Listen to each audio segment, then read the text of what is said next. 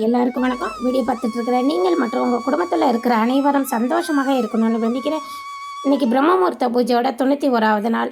வழக்கம் போல் காலையில் 3:15 மணிக்கு எழுந்திரிச்சு குளிச்சுட்டு கோலம் போட்டு நேராக சாமி ரூமுக்கு வந்துட்டாங்க. சாமி படம் எல்லாத்துக்கும் பூவெல்லாம் எடுத்து வச்சு அலங்காரம் பண்ணிவிட்டு விளக்கேற்றுறதுக்கு ரெடி பண்ணிவிட்டு பிரம்மமுகூர்த்த பூஜையை ஆரம்பிச்சிட்டேன். இன்றைக்கி இந்திரன் விருத்திகாசுரன் போர் பற்றி சில வரிகள். இந்திரன் சோமபான பிரியன். அவனை அழைக்காமல் துவஷ்டா அப்படின்றவன் சோமயாகத்தை செய்கிறாரு. இந்திரன் அவருடைய மகனான விஸ்வரூபனை கொன்னுட்டார். அதனால் இந்திரன் மீது பகை கொண்டிருந்ததால் அவர் அவனை யாகத்திற்கு அழைக்காவிட்டாலும் இந்திரன் வலுக்கட்டாயமாக சோமபானத்தை பருகி செல்கிறாரு. அவன் பருகியதில் இருந்த மிச்சத்தை ஆகூதி செஞ்சு விருத்திரனை யாகத்திலிருந்து உண்டாக்குறாரு துவஷ்டார். விருத்திரனை சேனை பலன் மிக்கவன், புகழாளன், பற்பல வடிவுகளை தரிப்பவன், எங்கும் போய்விடுவான், 3 உலகையும் வென்றுள்ளவன் என்று இருக்கிறான். நல்ல ஞானமும் விஷ்ணு பக்தியும் பராக்கிரமமும் உடையவனாய் இருக்கான்.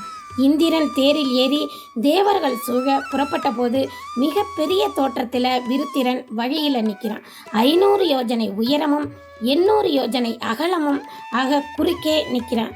தேவர்கள் எல்லாரும் அவனை பார்த்த உடனேயே அஞ்சி நடுங்கிறாங்க. இந்திரனுக்கும் உதறல் எடுக்குது. அப்படியே அசையாமல் நிற்கிறான். பிறகு இசைக்கருவிகள் முழங்கிட இந்திரன் போரிடுறான். ஆனால் எதிரே இந்திரன் இருப்பதை கண்டு விருத்திகாசுரன் நடுங்கவே இல்லை. அவனுக்கு தன் முடிவு பற்றி தெரிந்தே இருந்தது. தேவாசுர சேனைகள் மோதி கொண்டன. இதில் உலகத்திலேயும் நடக்குது.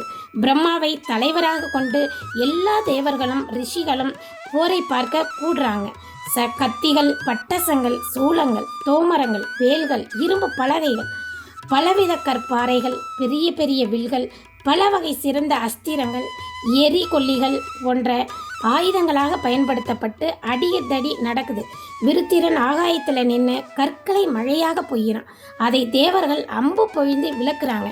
பிறகு விருத்திரன் மாய யுத்தம் செஞ்சு இந்திரனை மதிமயங்க செய்கிறான். வசிஷ்டர் ரதத்திரம் என்ற சாமத்தால அவனை தேரச் செய்கிறாரு. மேலும் வசிஷ்டர், இந்திரனே உனக்கு வெற்றி கிட்டட்டும் என்று பிரம்மாவும் விஷ்ணுவும் மகேஸ்வரரும் எல்லா ரிஷிகளும் வாழ்த்துறாங்க. மூவிலக சேனைகளும் உன் பக்கம் இருக்கு. சாதாரணமானவனை போல மனம் கலங்காதே அப்படின்னு சொல்கிறாங்க. பிரகஸ்பதி முதலிய ரிஷிகள் விருத்திரனை அழித்தாக வேண்டுவதே பற்றி பரமேஸ்வரர்கிட்ட சொல்கிறாங்க. அப்போதே உலக நன்மை உண்டாகும் அப்படின்றாங்க. உடனே பகவானான அவரின் ஒளி ஜுவரமாகி விருத்திகாசுரனை பிடிக்குது.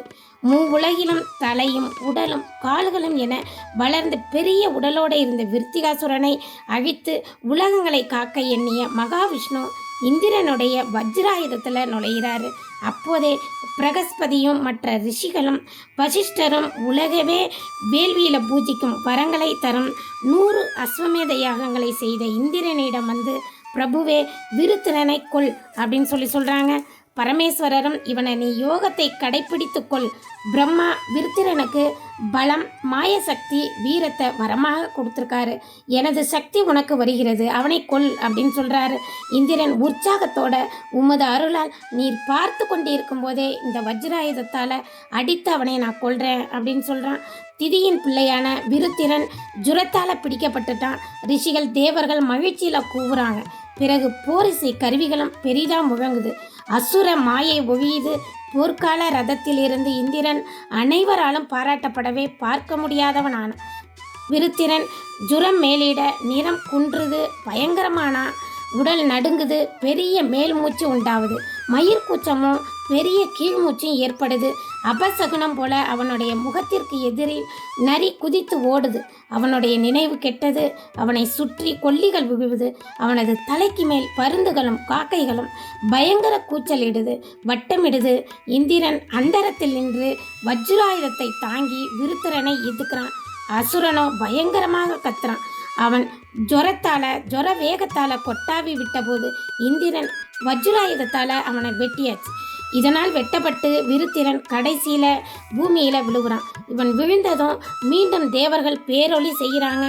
இந்திரன் விஷ்ணு சக்தி புகுந்த வஜ்ராயுதத்தால் இப்படி விருத்திகாசுரனை கொன்றுவிட்டு சொர்க்கத்துக்கு திரும்புகிறான். பிறகு விருத்திகாசுரனோட மேனியிலிருந்து பயங்கரமான கோரமான கோரை பற்களை உடைய கருத்த விகாரமான பரட்டை தலையோட கபாலமாலை சூடிய இரத்தத்தில் தோய்ந்த மர உரி பூண்ட பிரம்மகத்தி வெளிப்படுது. இந்திரனை தேடிச் சென்று பிடித்து கொண்டது.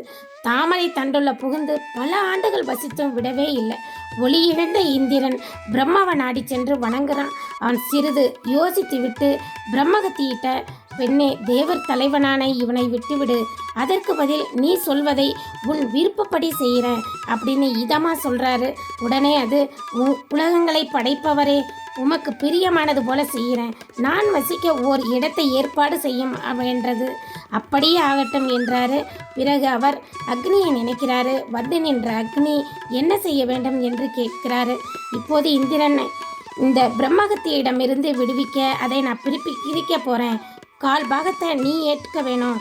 தமோ குணத்தால் உன்னை போற்றாதவனிடம் அந்த பிரம்மகத்தி போய் பிடிச்சு கொள்ளட்டும், உனக்கு கவலை இல்லை அப்படின்றாரு. பிறகு அவர் மரம் செடி கொடிகளை அழைக்கிறாரு. நீங்கள் 1/4 பங்கு பிரம்மகத்தியை ஏற்றுக்க வேணும். பருவ காலங்களில் மூடத்தனமாக உங்களை வெட்டி பிளந்து பிடுங்குபவர்களை அது பிடித்து கொள்ளும். நீங்கள் விடுபடுவீர்கள் என்றாரு. அப்புறம் அப்சரஸ்களை அழைத்து, பெண்ணரசிகளே, இந்திரனுக்கு ஏற்பட்ட பிரம்மகத்தியை 4ல் 1 பங்கு வாங்கிக்கோங்க. எவன் தீட்டான பெண்ணை சேர்றானோ அவனை அது பிடிச்சு கொள்ளும். உங்கள் கவலை ஒழியும் அப்படிங்கிறாரு. கடைசியில் நீர்நிலைகளை நினைத்து, நீங்கள் இந்திரனை பிடித்த பிரம்மகத்தியில் இறுதியில் பங்கை பெற்றுக்கொள்ளுங்கள்.